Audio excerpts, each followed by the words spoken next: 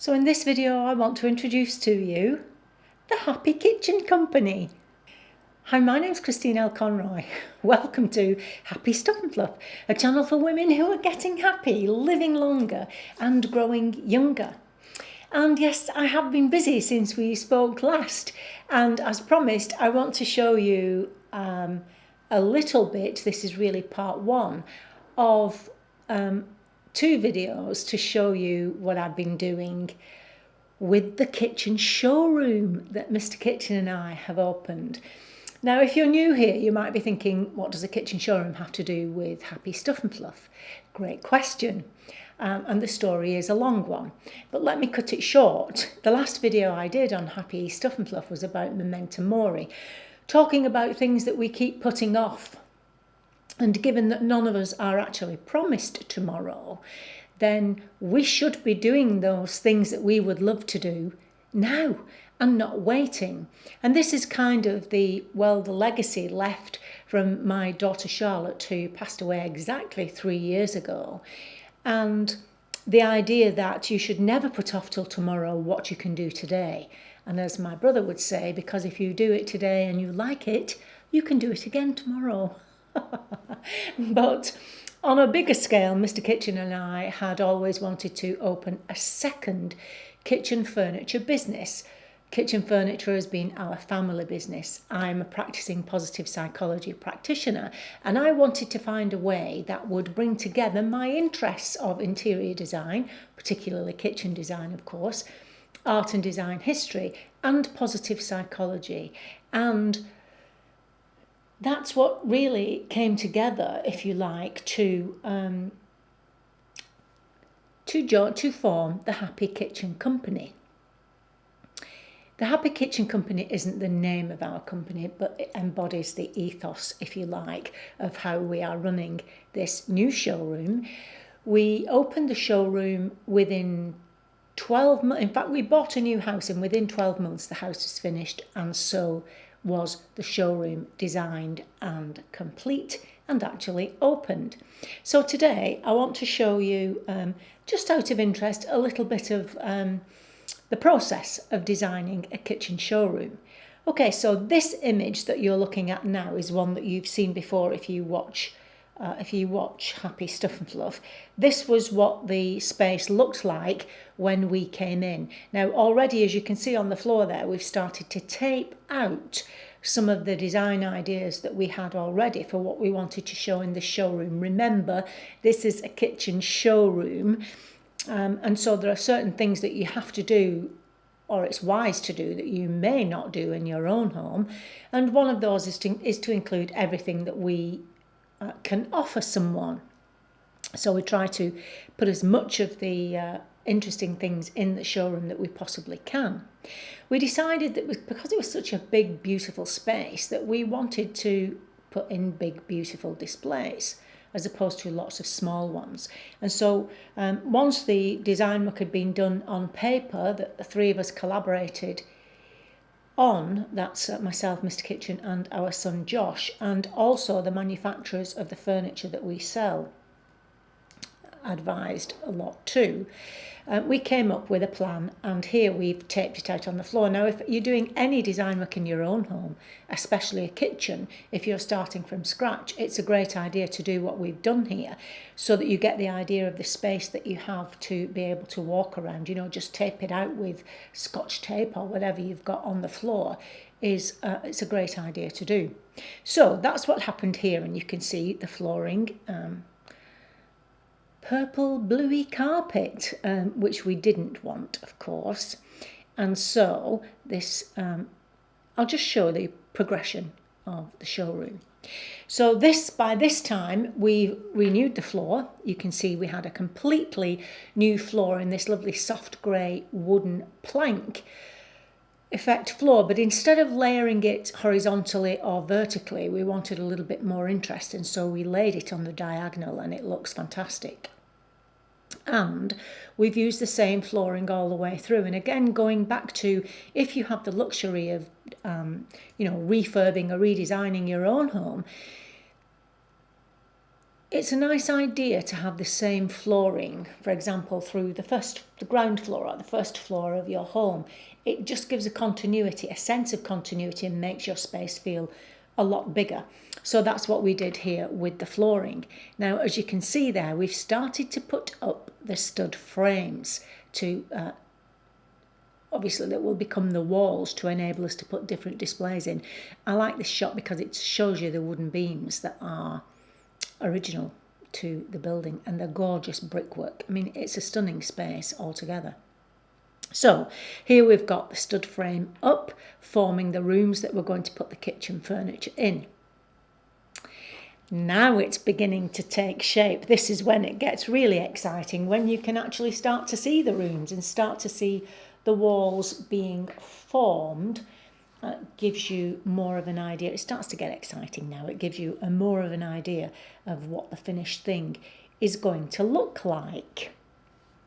So, taking shape, and then we start to put in some of the kitchen furniture. Now, there's furniture going in. I'm showing you this one display. At this moment in time, there's furniture going in all the displays.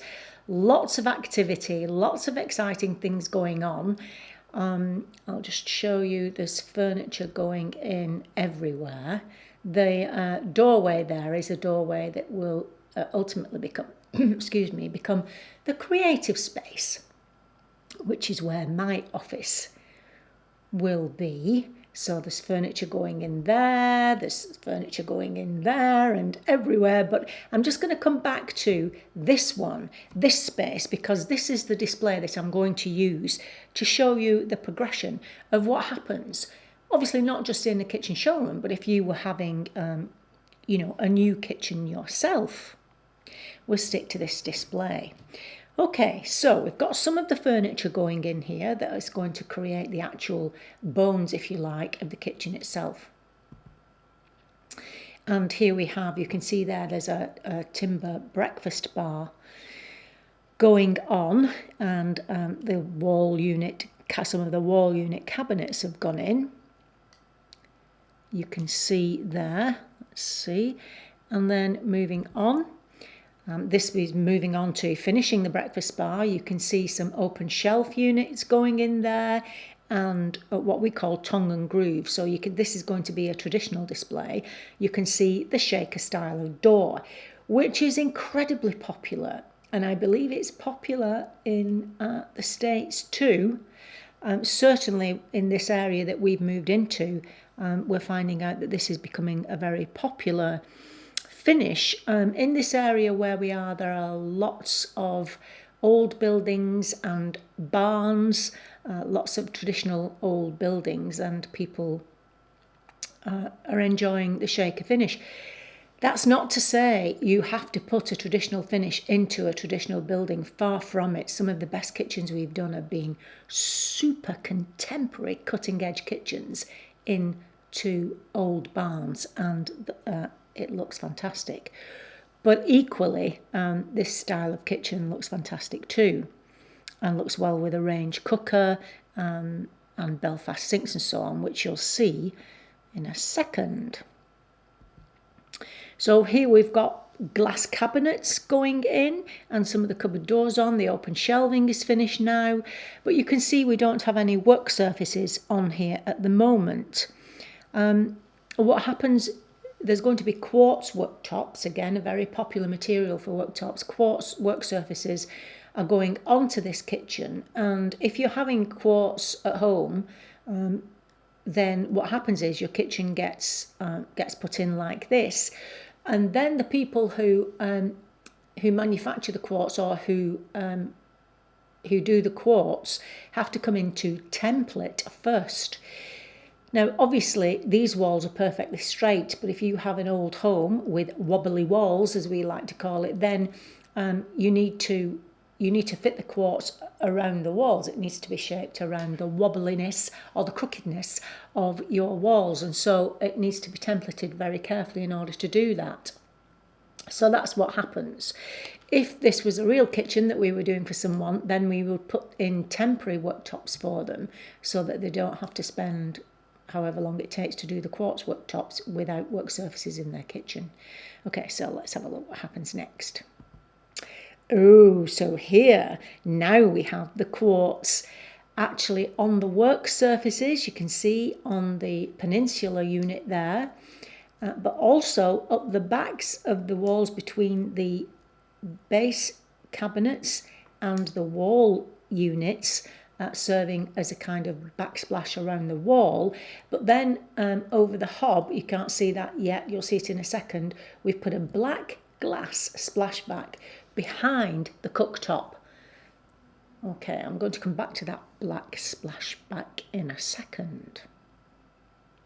You can also see there we've got some open-ended shelving in for decorative purposes, and the actual timber breakfast bar there has been complete. Okay, let's have a look at what happens next. What happens next is now you have your beautiful kitchen in your own home. So you can see this is dressed. We've done it like this because we wanted people to be able to come into the showroom and see a kitchen as close to a home environment as you can get, so that you can imagine yourself in a kitchen of this design. So you can see we have timber open shelf unit there that ties in with the timber shelf unit on the back. You can see the Belfast sink is in there now, and we have drawers underneath the cooktop or hob.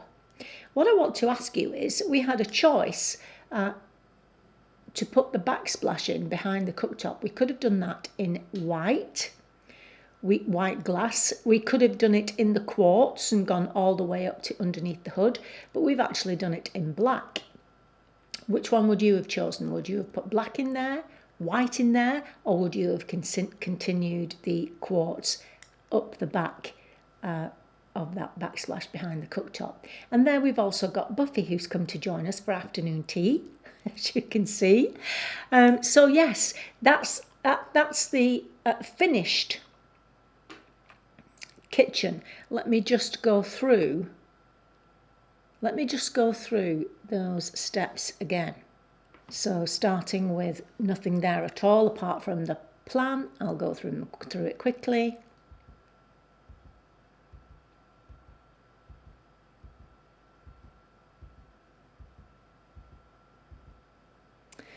Oh, if only it had been quite so simple, the installation.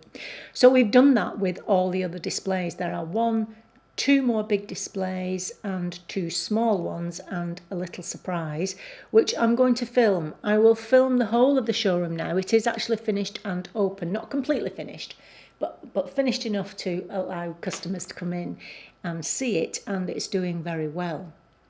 In fact, we should have done it years ago, which brings me back to the memento mori idea. Doesn't that very often happen? You put things off for whatever reason, and then when you finally get around to doing it, you think to yourself, I should have done this years ago. These things are difficult. They're a challenge. They take you out of your comfort zone. But the fact is, it's done all of those things opening this new showroom for Mr. Kitchen and I, but the both of us agreed loudly and strongly we should have done this years ago. Nevertheless, here we are, and we could argue that things happen at the right time, but you do have to take action, which is what we've done. And so far, touch wood, of which there's lots around here, so far so good. I hope you like that little skip through the anatomy of a kitchen showroom display, and next time, the second part of this video, we'll do a video walkthrough. I'll see you then. And until then, remember that on the Happy Stuff Club, we're getting happy, living longer and growing younger. I'll see you next time. Bye-bye.